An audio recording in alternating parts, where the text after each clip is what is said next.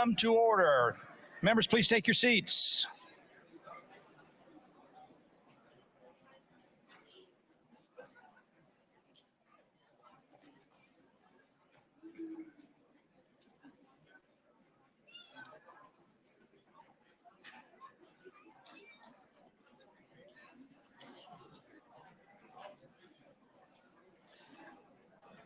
Sergeant Hosford, you're recognized. Mr. Speaker, the Florida Senate. Let the Senate be received.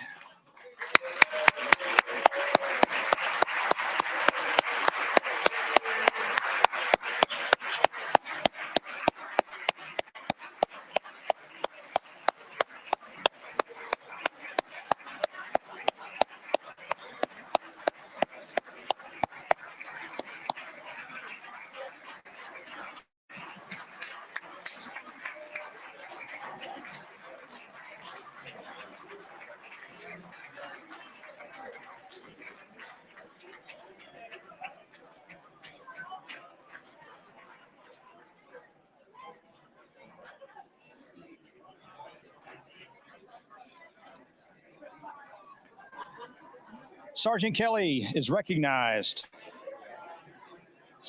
Members, Mr. please Speaker. hold on, Sergeant Kelly. Lieutenant Governor, the Cabinet, the Congressional Delegation of Florida. Let the Lieutenant Governor, the Cabinet, and the Congressional Delegation be received. He didn't hear me. I'm trying to get people in the seats. I want to keep on track. Yeah, he's here. He's here.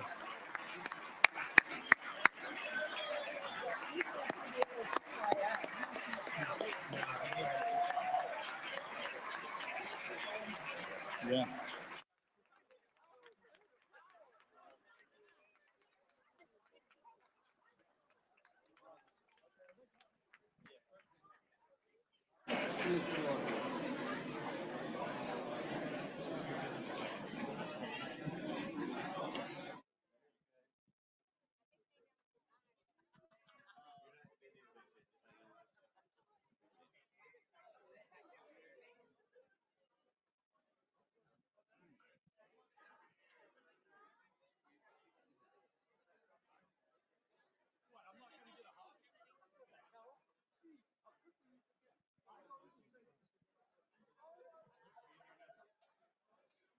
You were entered.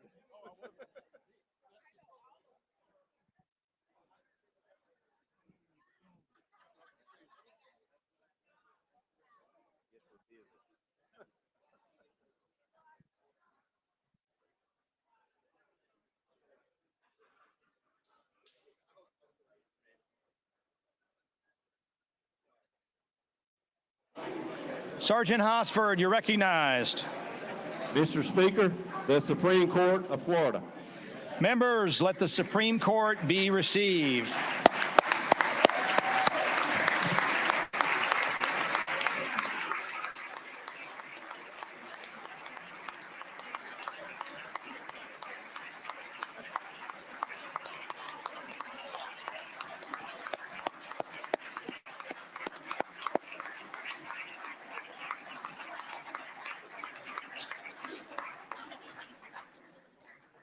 The joint session will please come to order.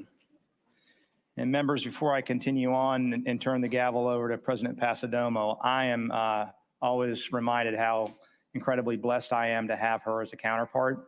And what many of you probably don't know is she's in here earlier than anybody working on things. And her heart is basically to leave the state better than she found it. And so we are truly blessed to have her leading the Senate. And now it's my privilege, as is customary on this occasion, to present the gavel to the President of the Senate with a request that she preside over these proceedings. Madam President. Go get them. You want anything? You want that water? I haven't drank that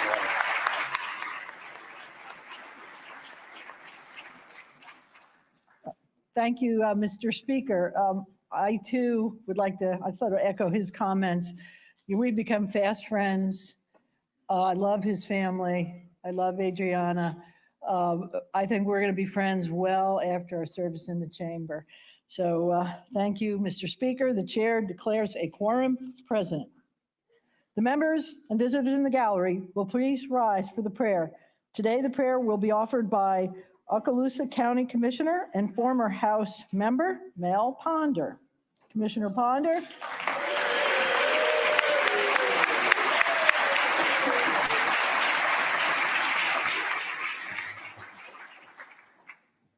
Good morning, everybody. Madam President, Mr. Speaker, thank you for your leadership. your friendship, and allowing me to be a fan of this journey. Let's pray. Good morning, Lord. What a great honor it is to welcome your presence, seeking first your kingdom and your righteousness before we begin this session. May the floodplains of these chambers brim over with your glory. Now, Lord, bless these great leaders here today. They are all points of light. Help them to see themselves the way you do. For each life has a calling, tells a story, and has purpose. By your hand, may their actions offer stability for today and hope for tomorrow. Lord, we thank you for Governor DeSantis, First Lady, our cabinet, for House Speaker Renner, a man after your own heart, Senate President Pasadomo, one called for such a time as this, our Supreme Court, this full House and Senate. Bless their homes and fill their joy. May they not lack any good thing this season. May an understanding and discernment by your Spirit protect their communities back home and those picking up the pieces this morning in the Panhandle. Lead them by your presence, Lord. For even as Moses declared, if your presence does not go with us, we don't want to go. Lord, crown them, this state and this year with your goodness. Later, look, see even the hard paths overflowing with your abundance. Help us, Lord, to honor the significance in others, breathing in these moments, by word and deed, pointing others towards you, the one who changes it all. Remind us today to be faithful ambassadors of your call, demonstrating love, honor, blessing, and unity. Bless our first responders and military, Lord, and all called into harm's way. Now arise and shine, Florida legislature, for the light has come, and the glory of the Lord is risen upon you. Florida is called. So be the orchestra conductors to bring in its sound, so that those who live here, work here, and visit here graft into the rhythm the Lord is releasing here this season. Each of you are a significant part of this revival. Thank you for raising your hand, saying, here I am, Lord, send me. Now may your kingdom come, your will be done right here today, in and through these amazing world changers. When others later ask, what did this session mean? May they see your victories recorded, evidenced by your goodness, with longings fulfilled, becoming the trees of life. Help us to taste that you are good.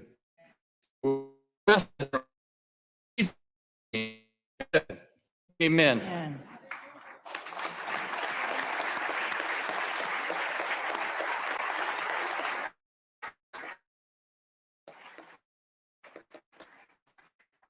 The Pledge of Allegiance will be led today by Senate President Pro Tempore Dennis Baxley and House Speaker Pro Tempore Chuck Clements. I pledge allegiance to the flag of the United States and to the republic for which it stands, one nation.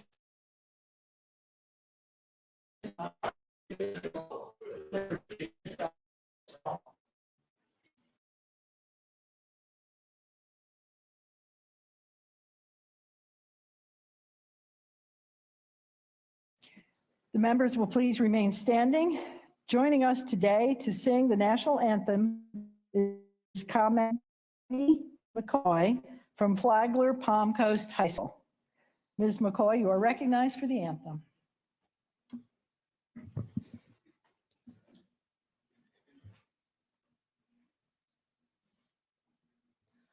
Oh, say, can you see by the dawn's early light what so bright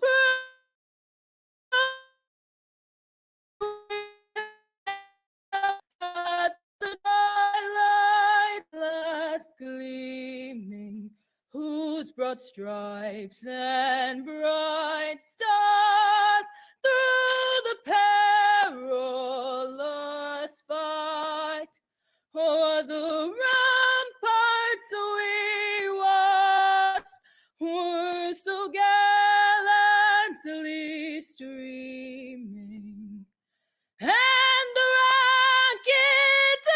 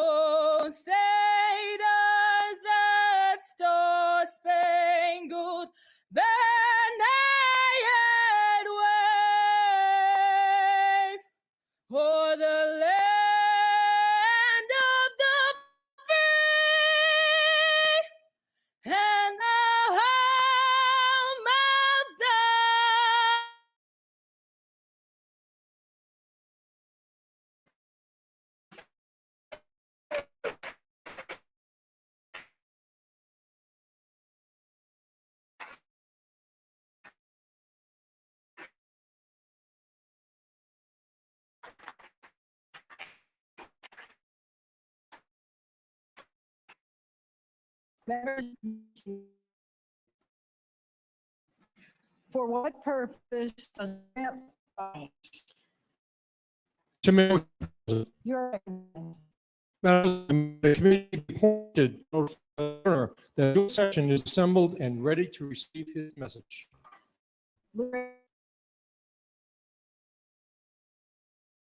that a committee be appointed to notify the governor that the joint session will and ready to receive his message. All in favor, say yay. Yay. Opposed, say nay. Show the motion approved. On behalf of the Senate, I appoint Senator Hudson, Senator Perry, and Senator Broxton, who will serve as co-chair. And on behalf of the Speaker, I appoint Representatives Mazzullo, Representative Stevenson, Representative Roth, Representative Altman, Representative Benjamin, Representative Skidmore, Representative Hunchofsky, and Representative Payne, who will serve as co-chair. The committee is excused to perform its assignment.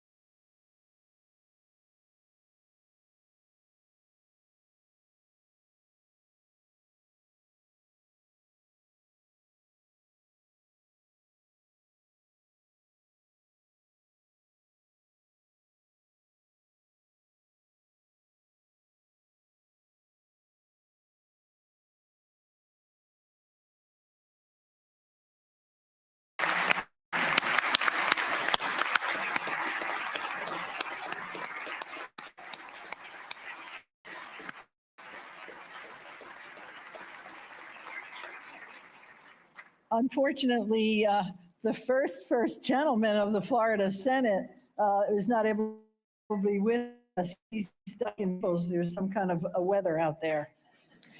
The joint session will stand in informal recess to await the arrival of the governor.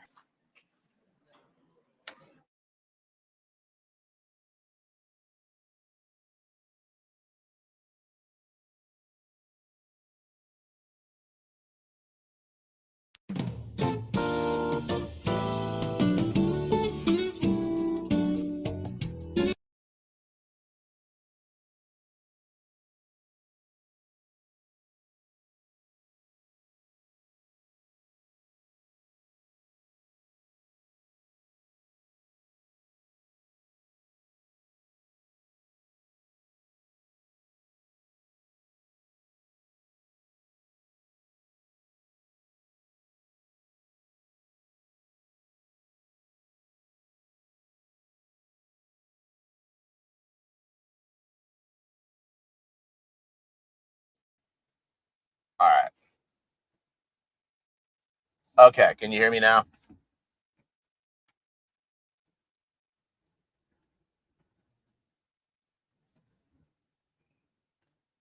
All right. Okay, there we go. Okay, can you hear me now? Okay, all right. So, is he walking in here? Let's see. There he is. There he is. There is the governor. There is Ron DeSantis, guys. To give the state of the state. He did not get stuck in weather. His plane came in. No 2-hour delay. There he is, the governor of the state of Florida. We love him in Florida. We love him, Ron DeSantis. There he is. We love Ron Members of the DeSantis. legislature, ladies and gentlemen, it is my privilege and honor to introduce to you America's governor, the governor of the great state of Florida, Ron DeSantis. All right. Yeah. All righty. Where's the Let's next go. All right, move over. I gotta speak to this. Watch that. All right, guys, you ready for this? You ready for this, huh? Thank you. Thank you so much. Let's go. Great Let's to see go. you all. Oh, you banned the state. No, he didn't. He's You right all here, seem a little baby. restless to start the year. He's right here, baby. He's right here. Well, thank you so much, Mr. Speaker, Madam President, members of the legislature, and our fellow citizens. 2024 is going to be a banner year for the free state of Florida. Woo! Woo! I'm looking forward to it. Now, this is a somewhat of a unique start to the legislative session because every government building except this one is closed in Tallahassee because of the weather, and we've had a lot of Well, we're weather still move through going. South or Northwest Florida. We've issued an executive order to declare a state of emergency, and we just do what we do in Florida. We respond when these things happen. So those folks who have been impacted, just know the state of Florida stands with you, and we'll handle whatever fallout is from these dangerous tornadoes. We are, as a country, in the midst of a great upheaval, and we see this throughout the land.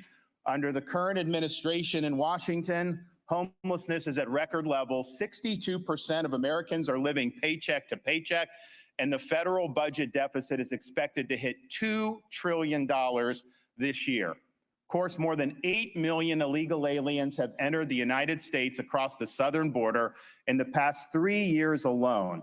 And deaths due to fentanyl that have come across that border have reached record levels. Cities throughout the land have decayed. Washington, D.C. has experienced its deadliest year in more than 2 decades, and San Francisco has fallen into a doom loop whereby crime, homelessness, and drug abuse have eviscerated the quality of life in the city. Other states have enacted policies that have sparked an exodus of their residents out of their states. In Illinois, residents are saddled with high taxes while spendthrift politicians continue to spend and borrow at some of the highest rates in the nation, with massive unfunded liabilities that will require even higher taxes in the future. Of course, soft on crime policies have devastated public safety in major cities like Chicago.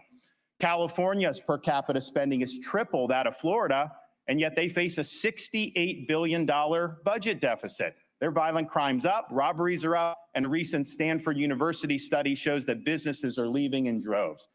Florida now has millions of more residents than New York State, yet New York's budget is twice the size of ours here in Florida. They have a $4.3 billion deficit.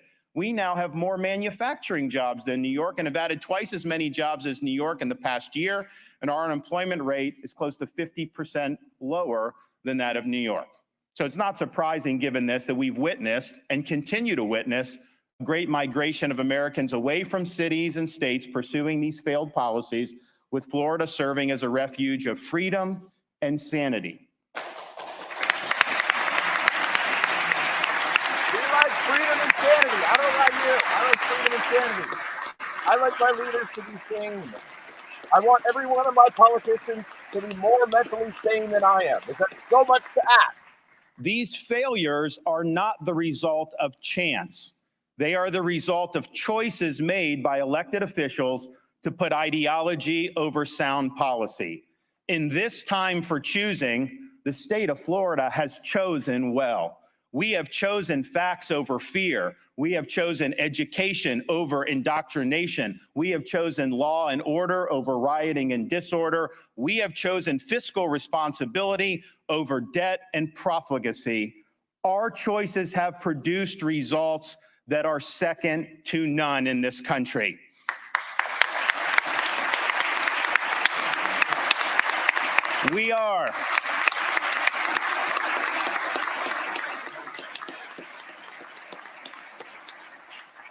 We have earned rankings of #1 for education, #1 for education freedom, #1 for parental involvement in education, #1 for talent development, #1 for public higher education, #1 for domestic in-migration for the 3rd consecutive years, #1 in new business formations, #1 in GDP growth amongst large states, and better than almost all countries throughout the world.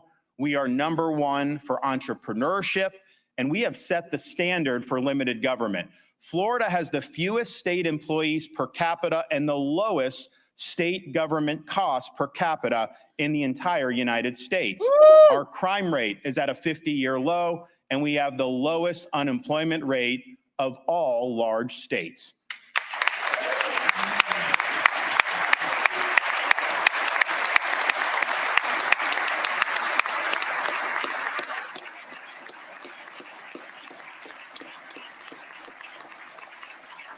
The 2023 legislative session was monumental, and it's incumbent upon us to build upon those accomplishments as we continue to deliver results for the people that elected us.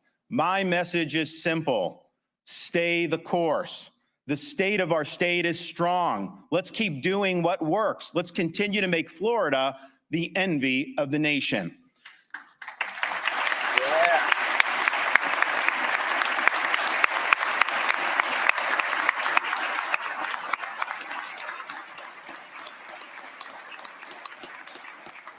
Florida is the education state. We lead the nation in school choice. Last legislative session, under the leadership of Speaker Renner, we enacted the largest expansion of school choice in all of American history. Florida has close to 1.5 million students enrolled full-time in various choice programs, from private scholarships to charter schools to choice options within individual school districts. Through these programs, we have delivered for people like Hera Varma, who is here with us today. Please stand. Hera.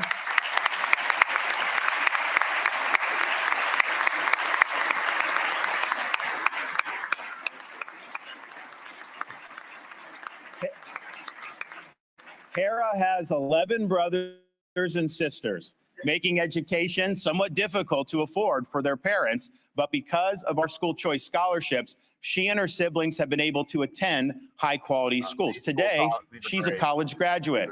Her 3 older brothers are college graduates. 2 of her younger sisters are in college, and the rest are on track to follow in her footsteps. As she likes to say in her own words, quote,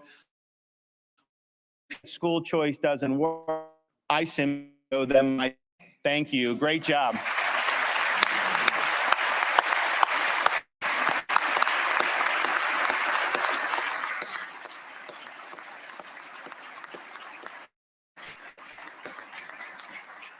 Florida also leads the nation in protecting the rights of parents. School systems are important, but they exist to serve the students, parents, and the community, not to supersede the rights of parents to direct the education and upbringing of their own children.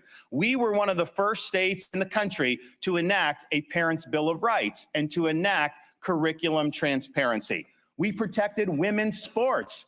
As the father of 2 daughters, I think it's important that our girls and women athletes have the opportunity to compete with fairness and with integrity.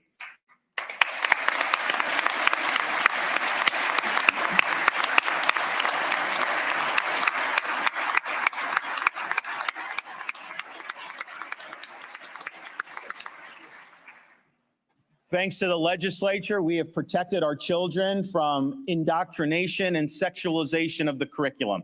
And we stood up for parents against the woke mob. This includes parents like Tia Best, who's here with us today. Where's Tia? There she is, from the Jacksonville area. She's a mom of 3. She's fought for her children to be educated without having an agenda imposed on them. And Tia is proof that what parents in this state want is exactly what we've done. We must always protect the innocence of our children. Let kids be kids. Thank you.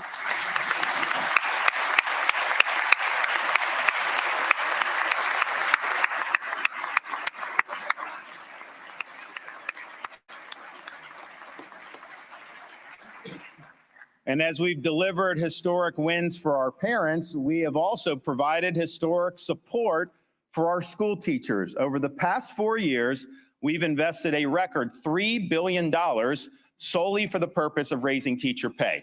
My budget proposed for this year includes another $1.25 billion for even more pay increases. And these initiatives are important because they help us recruit and retain great teachers, including who's with us here today, our Teacher of the Year, Adriana Swearigan. Please stand up and be recognized.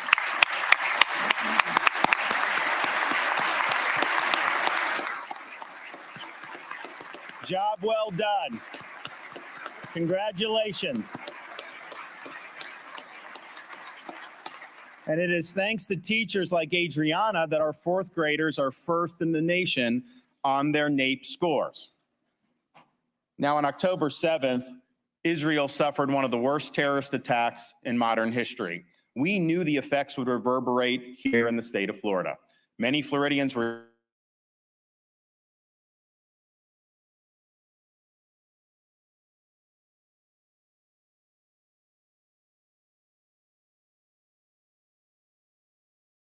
back home to the state of Florida. That includes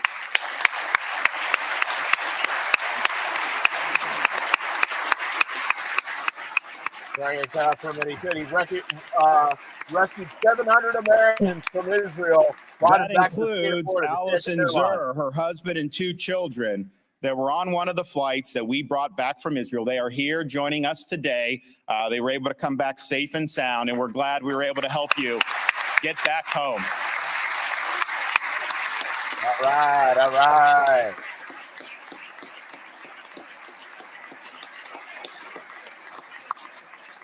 But we didn't stop there. Thanks to the help of the legislature, we were able to sign legislation after a special session where we passed expanded sanctions on the country responsible ultimately for these heinous attacks, the Islamic Republic of Iran. They were behind the attacks, they funded the attacks, and the state of Florida has recognized we are going to do everything we can to stop having money flow into the coffers of that regime. Now, as threats of violence continued here at home, we stood up to protect our Jewish day schools, our synagogues, and Jewish students on university campuses. But we realized that many universities outside of Florida have simply failed. This week, Jewish students across the country are returning to campuses that have outright condoned anti-Semitism. Over the coming months, they'll have a tough decision to make. Do they pack up and leave, or do they stay and continue to endure a hostile environment? And if they do decide to come to Florida, I can tell you this, we will welcome them with open arms. This includes waiving minimum credit hour requirements for transfers, waiving application deadlines for transfers, and encouraging universities and colleges to use their existing statutory authority to provide in-state tuition for students with a financial hardship. All right. All right. Let's support Israel. Let's support the Jewish people. So much The pro-Hamas activities and rampant anti-Semitism that we've witnessed throughout the country on these campuses has exposed the intellectual rot that has developed on so many university campuses over the years. In Florida, our universities must be dedicated to the pursuit of truth, the promotion of academic rigor and integrity, and the preparation of students to be citizens of our republic. We reject the modern trend of universities that subordinate high academic standards in favor of promoting an ideological agenda. To this end, we have eliminated so-called DEI from our public universities. Yeah, get that DEI out of there. They want DEI in Broward schools so bad. It is, man, this DEI stuff runs rampant, but thank God for him. DEI is a highly ideological agenda. In practice, it stands for discrimination, exclusion, and indoctrination. True, and that true. has no place in our public institutions and universities. Yeah, he got it. DEI to DIE. Says Elon Musk. That's right. Does Trump even know what DEI is? I don't think he does. We have also overhauled faculty hiring to avoid ideological litmus tests and require all tenured professors to undergo review every 5 years so poor performers can be terminated. JT Lianos is here. He's a freshman baseball player at New College in Sarasota. Take a stand, which is well on its way.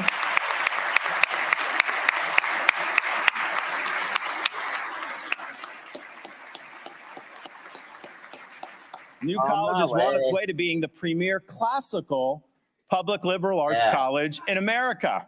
The reforms instituted by the New College Board of Trustees and by President Richard Corcoran have transformed the college from an outpost of ideological indoctrination into an institution rooted in truth. Now, we have ensured that higher education in Florida is affordable, freezing tuition for the past decade. Our out-of-state tuition is less than in-state tuition in many states across this country. And we've also supported Bright Future scholarships that make it even more affordable for our top students in Florida to attend school. Now, while higher education is important, A degree from a four-year brick and Ivy university is not the only path to success, and for many, it is not the best pathway to success. When I took office in 2019, I set the goal to make Florida #1 in workforce education by the year 2030. And with the support of the legislature, we are well on our way. Since 2019, Florida students have earned more than 365,000 rapid credentials. And just last year, more than 235,000 students earned an industry certificate before they graduated high school. We have more than tripled our state's capacity to train truck drivers with CDL licenses, and this year set a record for CDL program completion. And we have now set a record of 229,000 students enrolled in career and technical education at Florida colleges. There is no question that on this trajectory and with your continued support, Florida will soon be #1 in the nation for workforce education.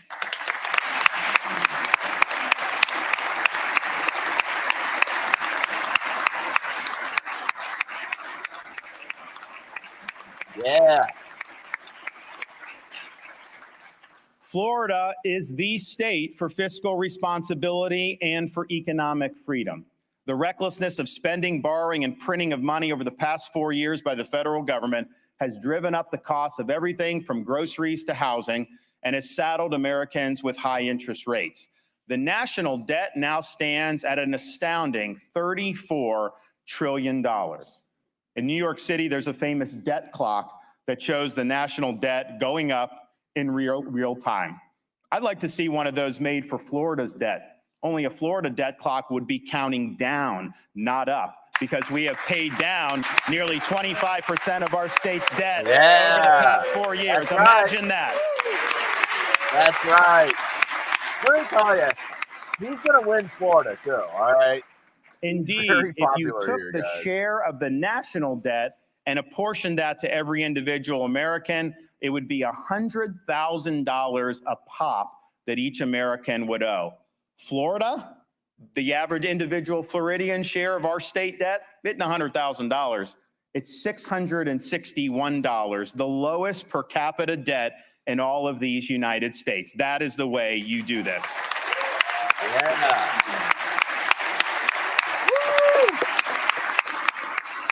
Guys, we can have this. This can be our president. This can be our country. Now, we're able to reduce America. debt Why because would you we've been want it? fiscally responsible, but also because we have embraced smaller government. Florida has the lowest number of state employees per capita and the lowest cost per state resident for state government in the entire United States, and yet we deliver services better than most states. In fact, when people move from places like New York, the first thing they tell me is that our roads are better, our services are better, and we know now our schools perform better as well. This year, my budget proposal reduces the budget by $4 billion from the previous year, placing $16.3 billion in reserves and paying down another $455 million in state debt ahead of schedule. We have run budget surpluses and paid down debt while also enacting record-setting tax reductions. And even with these tax savings given to our residents, we have still brought in $1.3 billion in revenue over the projections just since the start of the fiscal year on July 1st. Last year, I asked the legislature to reduce taxes on families as a way to mitigate the effects of the federal government-induced inflation, and you delivered. We have made it tax-free to raise a child in Florida by permanently removing sales taxes on all baby items, cribs, strollers, diapers, wipes, children's clothing, shoes, among other items. We say we're family friendly. We didn't just talk the talk, we walk the walk, and families are benefiting as a result of what you did in last legislative session.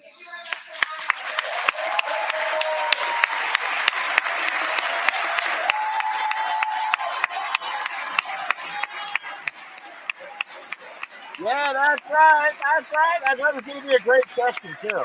It's going to be a great session, too. I'm going to cover We it. also provided very timely Florida boys, relief for commuters in the state of Florida. In 2023, the toll relief program reduced commuter costs by almost $500 million. helping nearly 1.2 million Floridians save hundreds of dollars each on tolls. Mike Honeycutt is here with us today. He's the founder and owner of Jet ICU, an air ambulance company that recently located to Tampa from Hernando County, and he's up there. Now, their business moved. Mike and his employees are still commuting to Tampa while in the process of relocation, and he's taken on the burden of paying not only his tolls, but also the tolls of his staff as well. And through our toll relief program, his staff and he were able to save almost $4,000 in toll savings. So congratulations on that, and keep doing a great job. All right, Mike. It is save your tolls. That's right. Yeah, you know, DeSantis, he always looks rested, doesn't he? He's flying all over the place. He's doing speeches everywhere, and he always looks rested. In the governor's budget recommendations, I'm proposing that we return another $1.1 billion to the people through additional tax cuts that will provide even more relief to families, individuals, and retirees that are just trying to get by during these uncertain times. Let's reduce the cost of homeowners insurance through tax relief. Let's continue our record-setting sales tax holidays, and let's provide permanent tax relief for Florida's small business. In DC, they're failing to get inflation under control. While we cannot control federal monetary or fiscal policy here in the state of Florida, we can take what is already one of the lowest per capita tax burdens in the entire country and make taxes even lower. Now, our low tax burden, AAA credit rating, and great business environment has attracted families, businesses, and retirees alike. But so too has the fact that in Florida, we are proudly the law and order state. Our policies. That's right. That's right. I love living in Florida, man. Our policies to support law enforcement personnel, to combat riots, to keep criminals off the street, and to remove lawless prosecutors from office have kept Florida at a 50-year low in the crime rate and have brought new law enforcement recruits to Florida from all of the other 49 states. Law enforcement officers like Rachel Richardson, who is here with us today. Now,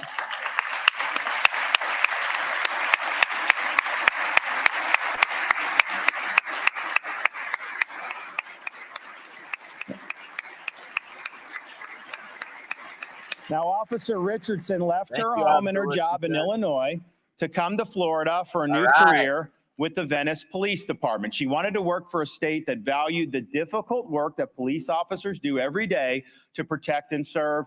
Officer Richardson, we welcome you to the great state of Florida. Thank you for your service.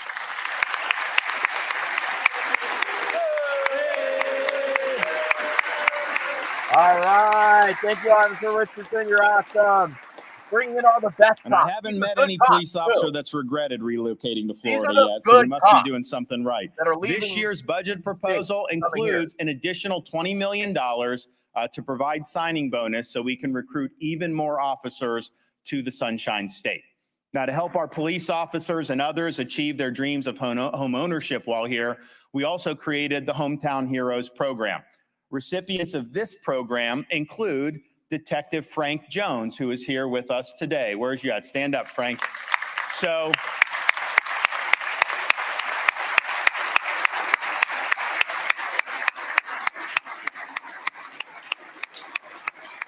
in 2020, when you saw a lot of places try to defund the police, Detective Jones moved from Chicago to Collier County to work in a state where he knew his efforts would be respected and supported.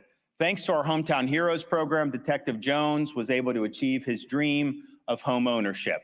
And thanks to the leadership of President Pasadomo through the Live Local Act and record housing funding, countless police officers, as well as other staples of the community like teachers and nurses, will now be able to live in the communities in which they serve. Good job, Senator Pasadomo.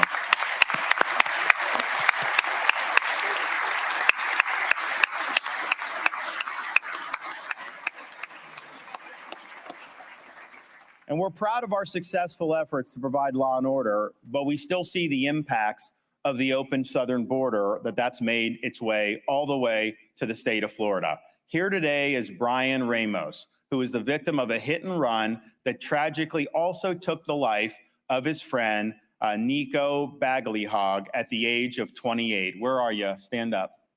Okay. The driver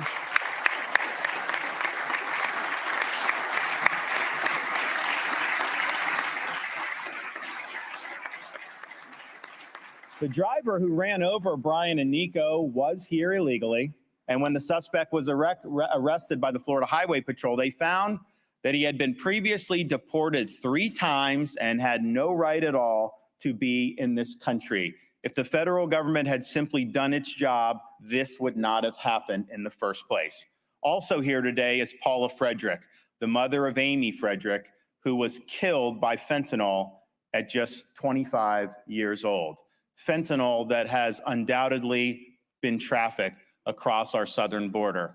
We're sorry for your loss, and unfortunately, this is a loss that's all too common throughout these United States of America. Every community has become a border community. The fentanyl is laced in pills that people don't even realize would be in that, and they take one pill with the fentanyl lace, and that could be enough to poison somebody to death. We're on your side, and we're doing everything we can to combat this scourge of the fentanyl epidemic. So God bless you. Thank you.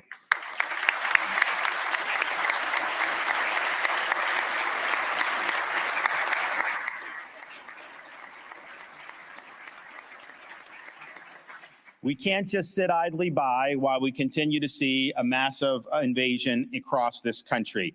Federal government's not doing anything to stop this. We in Florida are picking up the slack. We've now sent over 100 Florida state troopers and dozens of fish and wildlife officers to help Texas with border operations. Through your support, we have banned sanctuary cities, and we've also instituted policies to deter illegal immigration into our state in the first place. The Biden border crisis has made every state a border state, and thanks to your efforts, Florida is fighting back on behalf of our people.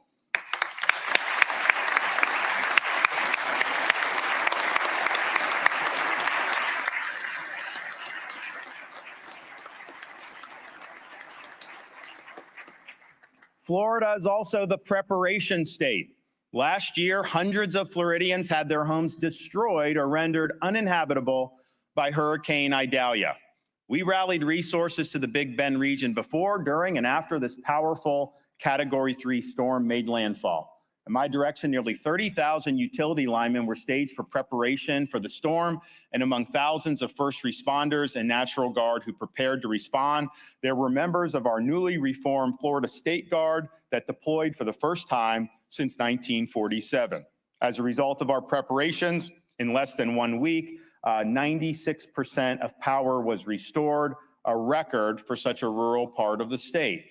We have with us today Citrus County Sheriff Mike Prendergast. If you can stand up and be recognized back there. We stood side by side with the sheriff in the immediate aftermath of the storm, and we'll continue to stand by Citrus County and the Big Bend as the communities rebuild over these next weeks, months, and years. And as the Big Bend recovers from this past year's storm, we still remain focused on the long-term recovery that is still going on in Southwest Florida after Hurricane Ian. While the news cameras have long since left, we are still there to support residents like Rachel Pierce, a Sanibel-based artist whose art gallery was destroyed by the storm. Rachel, thank you for coming here.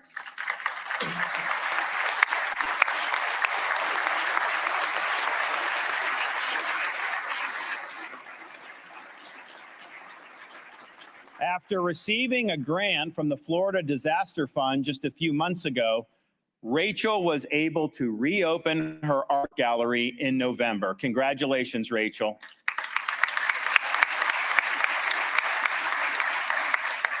Florida is also the conservation state. With your support, we have made good on our promise to leave Florida to God better than we found it. As the fishing capital of the world and home to more than 1,300 miles of world-renowned coastline, Florida's economic success is tied to a healthy environment. Since 2019, we've invested $5 billion to support Everglades restoration and water quality efforts, and I'm calling for another $1.1 billion to continue these great efforts. In much of our state, the great outdoors is a way of life, and we must preserve that way of life for generations to come, which is why I'm calling for $125 million to protect Florida's conservation lands and waterways.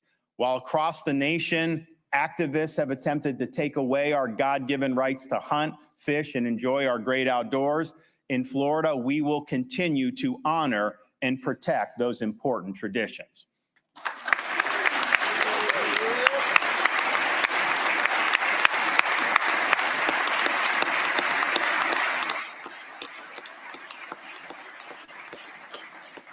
Now, before I close, it's worth pointing out some more accomplishments that we've been able to deliver, and I got to run through these pretty quickly, otherwise we'll be here all day.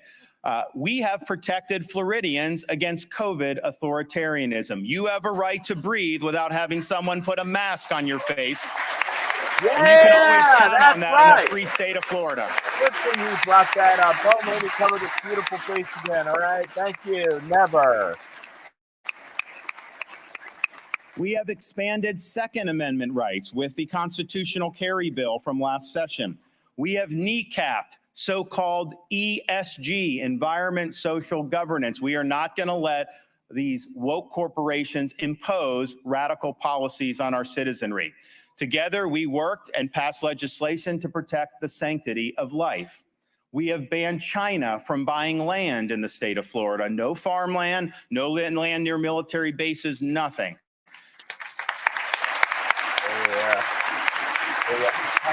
Byron Donalds is there. Byron. Looking at a man. We have provided hundreds of millions of dollars in relief for Florida homeowners and instituted long-needed reforms that have, against all odds, attracted new insurance companies into the state of Florida. We have enacted a digital Bill of Rights to protect Floridians' online privacy. We passed the best election integrity measures in all of the United States of America.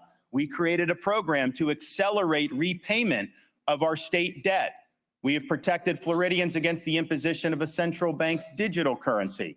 We authorized the death penalty for pedophiles. Uh-oh, President Trump better move out of the state. Oh no, Mr. Epstein, buddy. Watch out, Trump family. You heard that, right? You gonna clap for that? We have Donald brought Trump? accountability and transparency to pharmacy middlemen to lower drug costs for Florida consumers.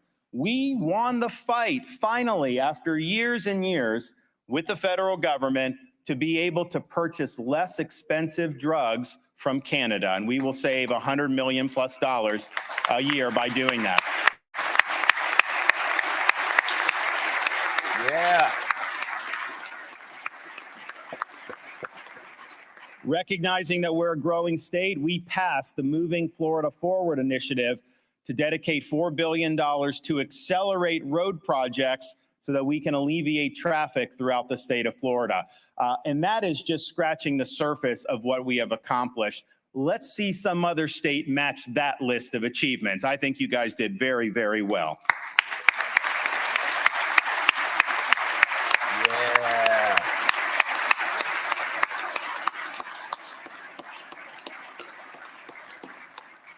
Now, just outside of this Capitol building, there sits a replica of the Liberty Bell that rang in what is now known as Independence Hall, where our founding fathers signed the Declaration of Independence and later crafted the U.S. Constitution. On that bell is inscribed a verse from Leviticus: "Proclaim liberty throughout all the land unto all the inhabitants thereof." The replica sits here in Tallahassee, 1,000 miles away from Philadelphia, reminding us of our task to proclaim liberty. Here in the Sunshine State, we've delivered good government that protects liberty and maintains public order. We have won the backing of a populace reflective of the country at large.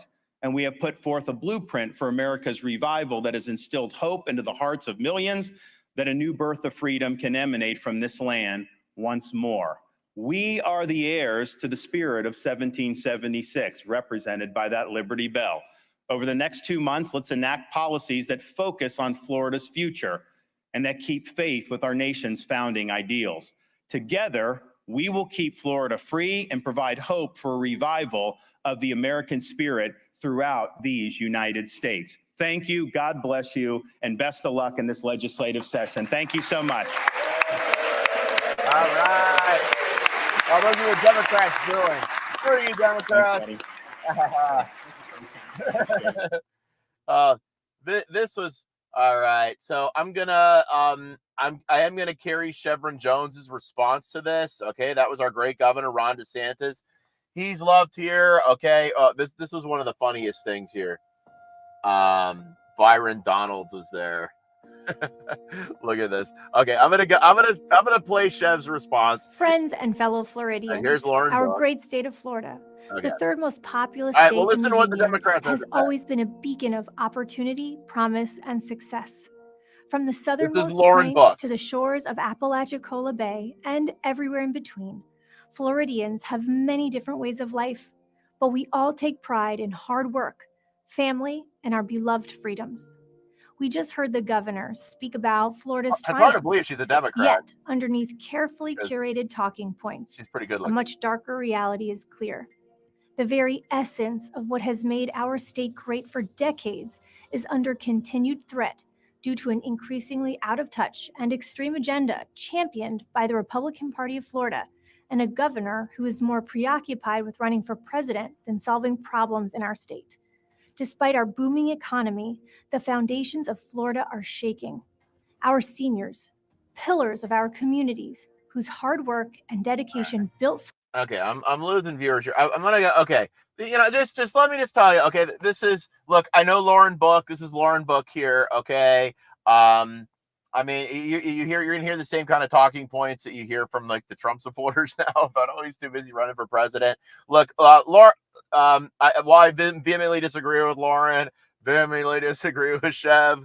It's still. I mean, they're both down here. I mean, they're both from South Florida, so. I get along with them, and but at the same time, the Democratic Party has been put into exile down here pretty much. I'll get back to her in a minute. I really will, but I want to show you this here. This was funny. So there's a lot of problems going on with Trump right now. Okay, listen to this. All these people that are like, yeah, she admit. Okay, do you want me to go back to it? I'll go back to it.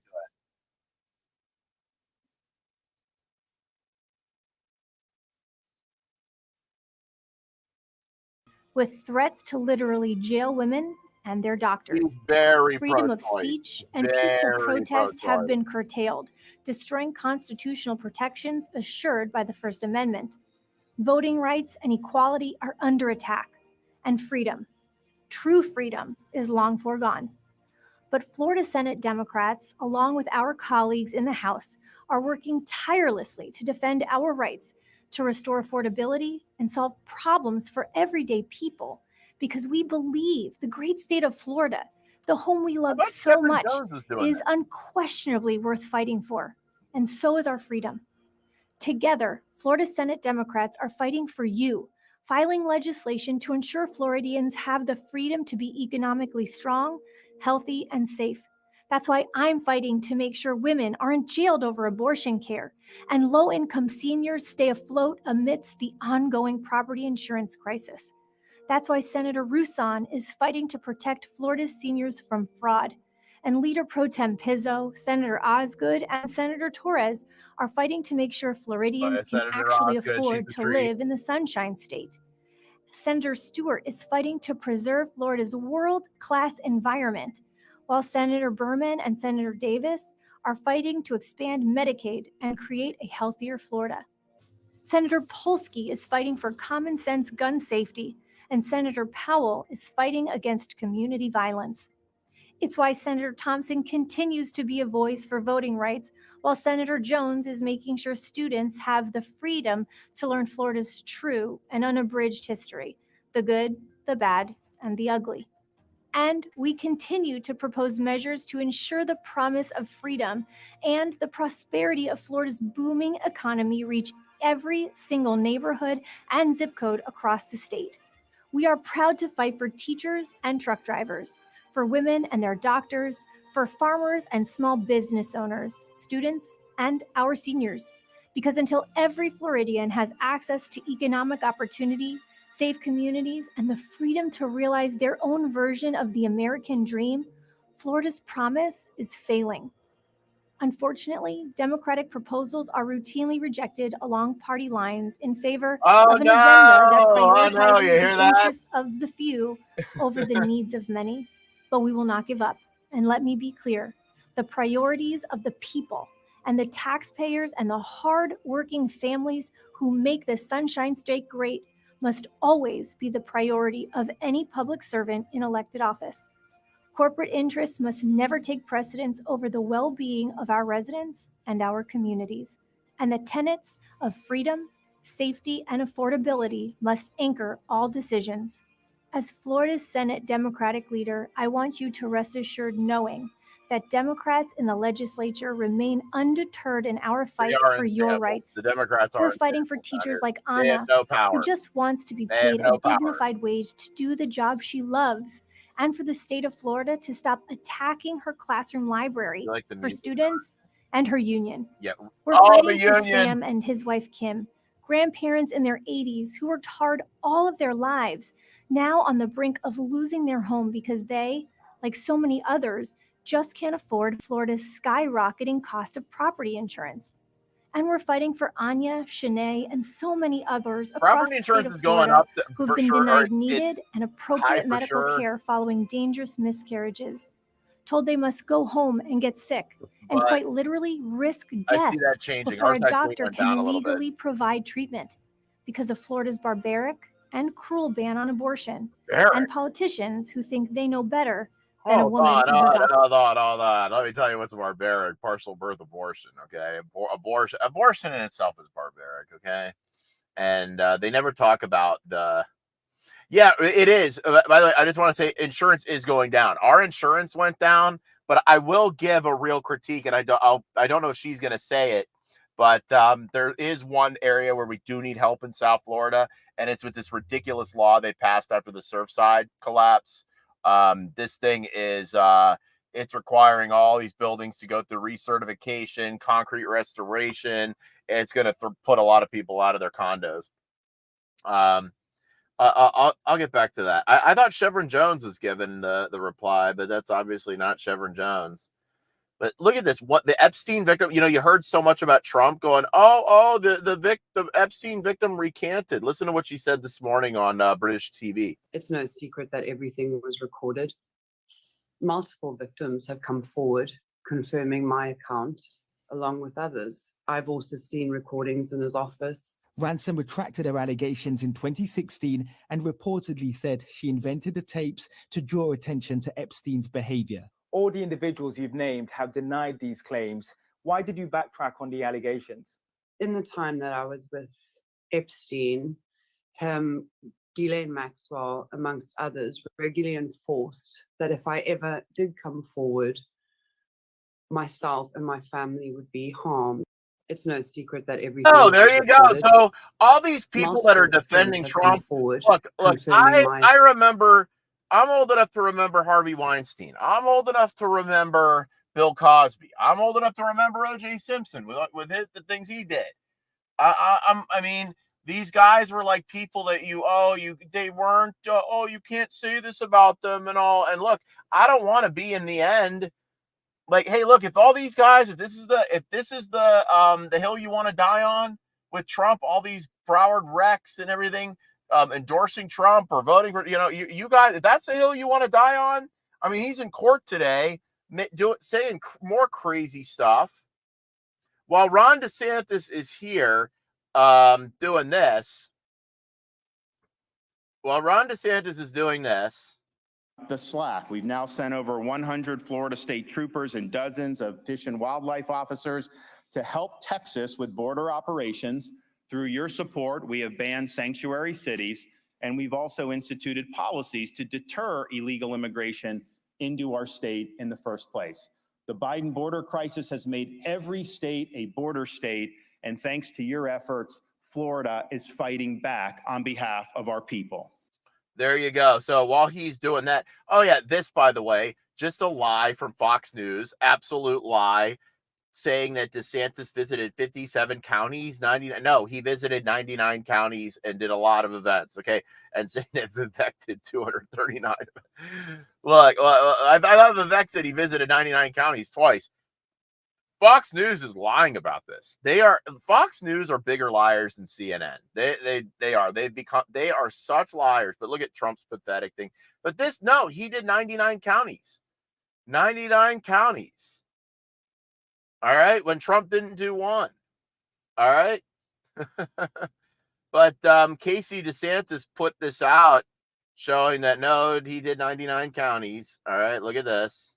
Iowans expect you to put in the work. They expect you to go to the counties. They expect you to answer their questions, to talk to them. DeSantis plans on doing a full grass league, visiting all 99 counties. We took our 3 kids to play baseball at the Field of Dreams in Dyersville, Iowa. And he's showing up. He's talking to voters. He's listening to voters. He's talking about his vision. I think you got to show up everywhere. I think you got to meet people, and you have to earn support from Iowans. And I'm going to be the only candidate that does all 99 counties. And we've now visited 87 of 99 Iowa counties. You got to fight for people. You got to be able to deliver the wins, both politically and policy. And you got to be able to lead even when it's not easy. We've done 94 of 99 counties. We're going to have 98 done by the end of this weekend. What you see in Iowa are people that believe in this country, have faith in God, understand the importance of family, and work hard. He's been to 98 of our 99 counties. I think it's important that you show up, you ask for the vote, and you tell them what you're going to do. I think now he's closing in on going to all 99 counties. I will get the job done. God bless you all. Thank you so much. We're doing all 99 counties in Iowa. He did 99. They threw a party for him at the end. All right. Chuck Grassley congratulated him for doing the full Grassley. Oh, look at Byron Donalds. Yeah, Byron, right there. He's at the State of the State. Byron is looking at a man that he will never be. Okay. Byron is looking at a man that he will never have his accomplishments. He will never have the love that people have for Ron DeSantis. That's another thing with these guys. The Florida Sucks Caucus, they hate the love and admiration DeSantis supporters have for him. They don't have that. Okay. Matt Gaetz doesn't have that. Byron Donalds doesn't have that. All right. Hence the scowl on his face. But they're Fox News just completely lying about DeSantis going to 99 counties. They're lying. This is just a lie. 57 counties. Where did they get that? I'll be live streaming the event tonight. But this State of the State address was just fantastic.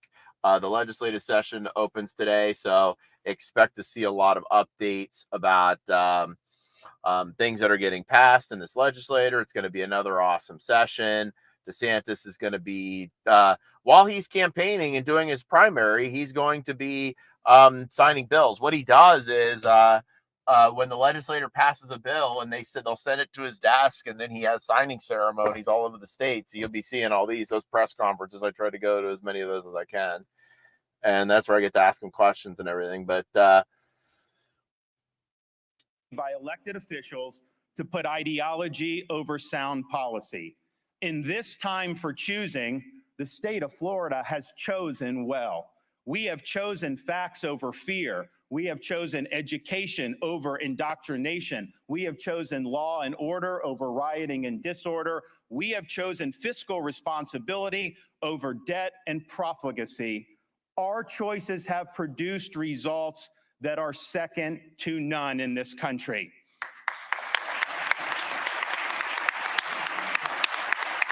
We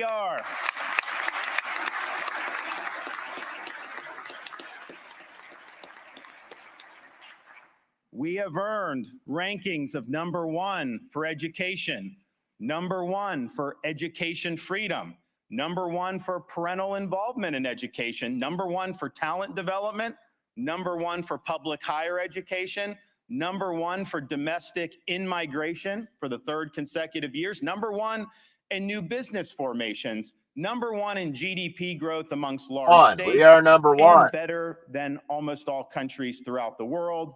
We are number one for entrepreneurship, and we have set the standard for limited government. Florida has the fewest state employees per capita and the lowest state government costs per capita in the entire United States. Our crime rate is at a 50-year low, and we have the lowest unemployment rate of all large states. All right.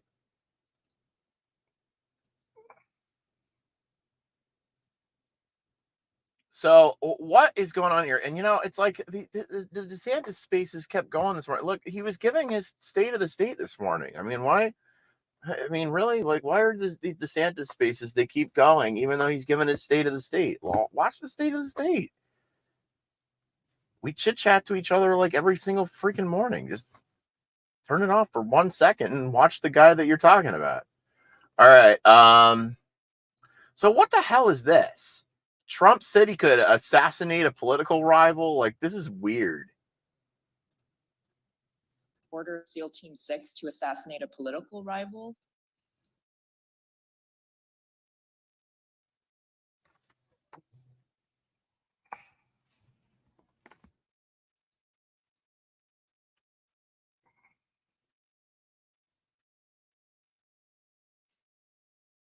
Whatever we think about what happened in the last number of years with Trump and all of these indictments, All right, on. The point Impeached and convicted before the criminal. Order SEAL Team 6 to assassinate a political rival. That's an official act in order to SEAL Team 6. He would have to be and would speedily be, impeached and convicted before the criminal prosecution. What if he weren't? There would be no criminal prosecution, no criminal liability for that. Chief Justice's opinion in Marbury against Madison and our constitutional tradition and the plain language of the impeachment judgment clause all clearly presuppose that what the founders were concerned about was not. I asked you a yes or no question. Could a president who ordered SEAL Team 6 to assassinate a political rival who was not impeached, would he be subject to criminal prosecution? If he were impeached and convicted first. And so your answer is no. My answer is qualified yes. There's a political process that would have to occur under the structure of our Constitution, which would require impeachment and conviction by the Senate. In these exceptional cases, as the OLC memo itself points out from the Department of Justice, you'd expect a speedy impeachment and conviction. But what the founders were much more worried about than using criminal prosecution to discipline presidents was what James Madison calls in Federalist Number 47, the newfangled and artificial treasons. They were much more concerned about the abuse of the criminal process for political purposes to disable the presidency from factions and political opponents. And of course, that's exactly what we see in this case. I've asked you a series of hypotheticals about criminal actions that could be taken by a president and could be considered official acts. And I've asked you, would such a president be subject to criminal prosecution if he's not impeached or convicted? And your answer, your yes or no answer is no.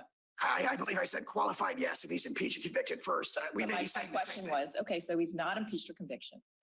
Let's put that aside. You're saying a president could sell pardons, could sell military secrets, could order SEAL Team 6 to assassinate a political rival.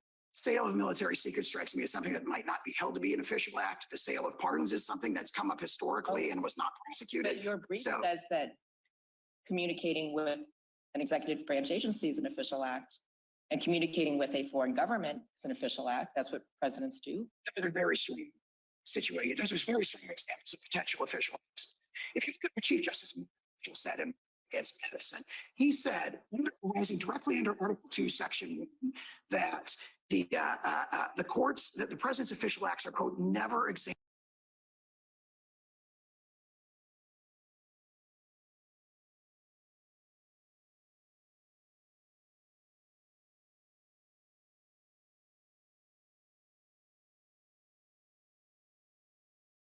Look at Byron. Look at Byron. He can't even clap. He can't even bring himself to clap. he's so jealous, man. Some of these guys are really jealous of Ron DeSantis. They're jealous because people love him and they don't love him. All right. And you got all these Republican parties going broke, and let them go broke. If they want to follow this idiot Trump into destitution, go ahead. Everybody around him, I'd rather they didn't, but I love this picture of Byron Donalds. It's going everywhere. I love that I made the Florida Sucks caucus popular. that picture of Byron's going viral. This is great. This is funny. It's going viral. This picture of Byron. Look at him. I would never be like Ron DeSantis. I will never have his accomplishments. Not even one of them, really. Hey, look at this. This is sad. This is sad for Byron. And then you got DeSantis on there. People love him. People love Ron DeSantis, okay? All right, they do.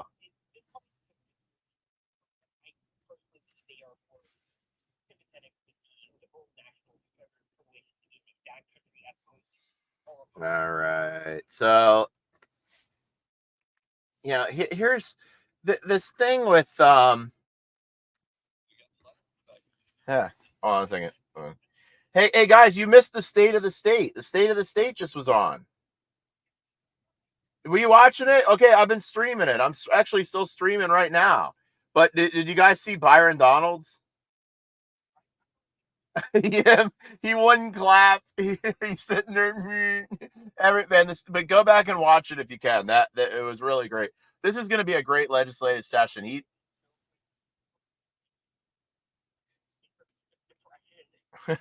Yeah, it looks like I mean, this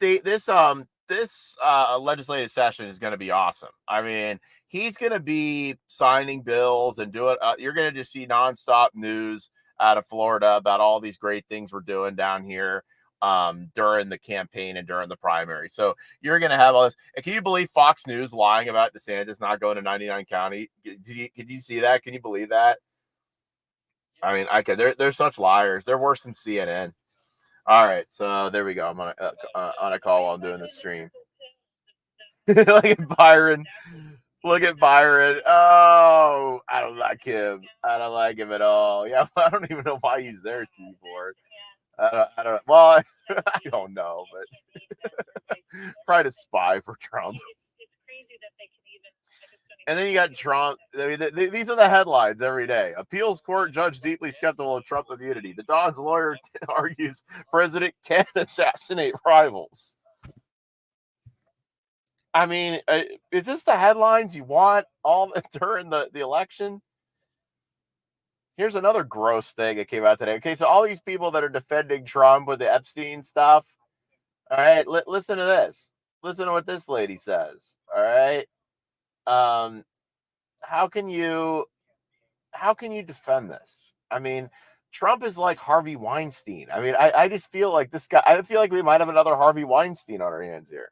The time that is most memorable to me is the time when he hit on me, because I was in the office. Farmer. It was one of the first times I started working for Donald Trump's a sleazebag. Okay. Yes. It was when I started working for Epstein, and it was 9 o'clock at night, and Jeffrey Epstein's office was totally empty. And I told the New York Times this, but of course they don't tell the whole thing, right? Even though Mike Baker is amazing, but they would not allow him to tell the truth. Right. So basically, I go into this office. It's 9 o'clock at night, and I sit down. And a few minutes later, and I'm wearing running clothes. Okay, so it was really weird. It's 9 o'clock at night, and I'm wearing running clothes because I didn't have money, so I had to jog up there. Right. And so I've just struggled, for so long. So I'm like up there in the office, seated, and I've got my my running clothes on, so my legs are showing. And in walks this man that when I reported him to the FBI, said that game show host Donald Trump, because I thought he was a game show host. Yeah. He's so cheesy, But anyway, so I said, I said hello to him. He walks in, and I just kind of acknowledged him like a head nod or something. Yeah. And he immediately starts. He's standing across the room from me, and I'm seated. And he's like, "Oh, Maria." I mean, no, he didn't. Sorry, I was just looking at something. He's standing across the room, and he's looking at me, and I'm like, "Oh, gross." You know, this guy's so gross. Anyway, he's just glaring at me. He said Trump's gross. He Like, is gross. I told my sister, I felt like I was his dinner or his lunch, you know, Yeah. the way he was looking at me. So Epstein comes in, and by the way, I did not look good. I was like, I'm not exceptionally beautiful or anything like that. These are just gross people. You know what I mean? Yeah, yeah. So I'm just like a normal person who went on a run, and I'm seated there. So he assumed I was there for him. And this is how I know. Epstein walks up to him and goes, no, she's not here for you. And they were smirking, and Epstein whispered something. He goes, "Go in there." And so Trump at 9 o'clock at night goes in the other room. If there's someone in there for him. Right. Right. I don't know who. There's But someone Epstein in said, there no, for him. she's not here for you. This is gross. Right. I mean, what is this? Yeah. That's the only friend I think she had. And Joan Rivers, they were just more like buddies. Right. But this Ivana Trump was like her best friend. And with Ivana. yeah, with Ivana, then I described that you know, she'd be there. How That often? was creepy. So at the time, Ivana had this. She was doing QVC, selling jewelry, right, online. I mean, on TV. She was like a QVC queen. Donald Trump, and Donald Trump was always hanging out with Epstein, and Ivana was always hanging out with Ghislaine. Right. And Ivana would say, "We're going to go pick up Ivana, or Ivana's going to come," and we'd ride in the car with her. And I remember one occasion where Ghislaine's like, "I have to get out right now," and she went and got a number from a child, and in a uniform. Yeah. And Everybody knew what they were doing. Everybody who surrounded them knew exactly what they were doing. And Everybody but how often? Did you go for rides often with her and Ivana? Or, Yes. And would she Yes. would she pick up girls all the time? Yes. She didn't bring them in the car. She would get their phone numbers. Right. She would drive by You hear what she's saying? This is Epstein victim Maria Farmer. She's saying that Ivana Trump would get numbers from girls, and she was friends with Ghislaine. This, let me tell you something. I know that people like to tune this out, but this, I don't know why people like to tune this out, but this stuff runs deep, man, with Trump and Epstein. This stuff runs deep. And these people will find a conspiracy with Tom Hanks renouncing his citizenship, but they can't see it with Trump. You bring this up, they get mad. They're like, "Chris, I have lost so many followers and had so many people get hostile and send me these hostile messages just for pointing this out, saying, look, there are some serious problems here with Trump in Epstein, okay? And people are mad at me, and I'm like, fine, I don't care. I'm playing this. I don't freaking care. All right. Friends of mine, people that were like friends. "Oh, we loved you, Chris. You stood up to for the lockdowns. You stood up against all the." Now they hate me. Oh, Chris. Look, I saw what happened with Weinstein. I saw what happened with Bill Cosby. I saw that everybody with Sandusky up at Penn State, everybody was like, "Oh, no, they didn't do anything wrong. They're a beloved person. They do so much good." And I see the same crap with Trump. And I'm not going with it. Because when this stuff hits the fan, which it will in a major way, I'm going to say, look, my conscience is clear. I reported on this truthfully, and I reported on this based on what I heard. Right. So As they got out. So would she? Yeah. And what's Ivana doing at this point? What sitting in the car. And I'll never forget, because one day I was really weirded out by what had happened. I was really weirded out. So I'm sorry, my phone's beeping in. Just give it a second. But anyway, I've got to go in a second. But I just wanted to tell you, I was weirded out when they were driving around with this. So Ghislaine, to shut me up, gave me one of those cheap bracelets Ivana was selling on QVC and said, "Ivana wants you to have this." Ghislaine gave her and I threw it in the garbage. Wow. Yeah, I found out about 4 months ago that I had this lymphoma. Wow. So Ghislaine gave her one of those bracelets.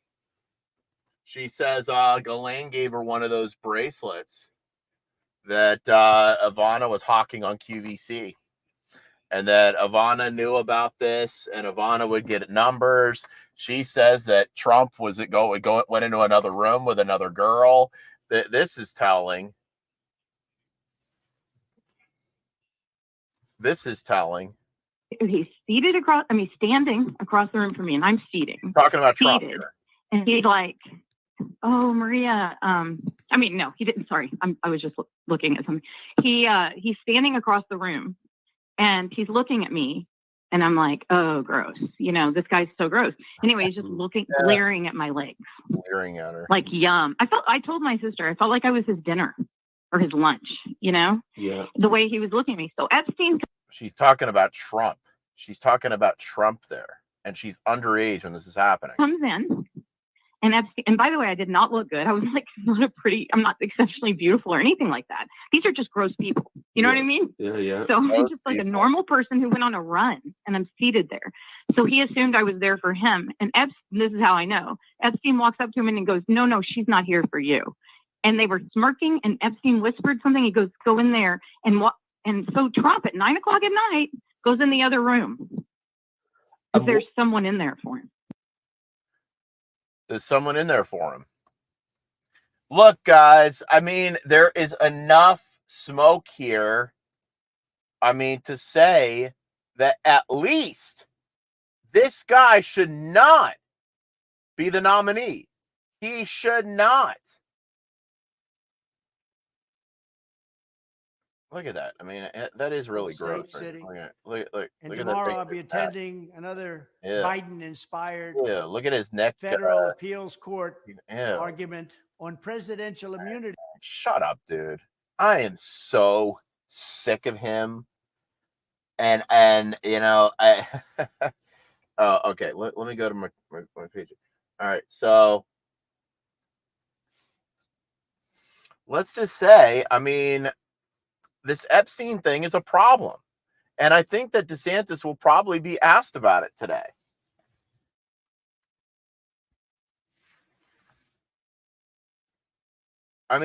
This is gross stuff. And Doe 174, that all the QAnon people were, this is in my feed. It is in my feed. All of these clips I'm playing are in my feed. All right, all of them are. All right, but check this out. Remember how they were all going, oh, Oprah drinks adrenochrome, and she's one of in the Epstein files. All these QAnon morons. Oh, Chris, you don't understand. John F. Kennedy Jr. is a guy named Vincent Fusco, and he's in disguise at Trump rallies. Oprah and Tom Hanks drink adrenochrome like this. So they made up because a lot of these the Q people, they just make stuff up, or they say like, oh, look, Oprah, she drinks adrenochrome, Chris. She drinks the blood of children. And I was like, really? She's in Guantanamo Bay for it now. That kind of crap. That's what most Trump supporters are like now. That's what they believe. Well, it turns out that Doe 174 was not actually Oprah. It was Donald Trump. All right. So is Donald Trump drinking adrenochrome too? I'm just curious. Yeah, I bet there's a Croaky free space joining. This is so. Just guys, don't buy into this. The MAGA the Mario Naufal, Jack Posobiec MAGA propaganda machine with Breitbart too, and Fox News participates as well. Which Fox News, you should get out in front of this, guys. Look, this is going to hit the fan. I'm telling you, get out in front of this stuff. You don't want to look like you're defending a pedophile. Is this the hill you want to die on? Is Trump worth it? Would he do this for you? Would he die on a hill for you? No, he would not. He would not.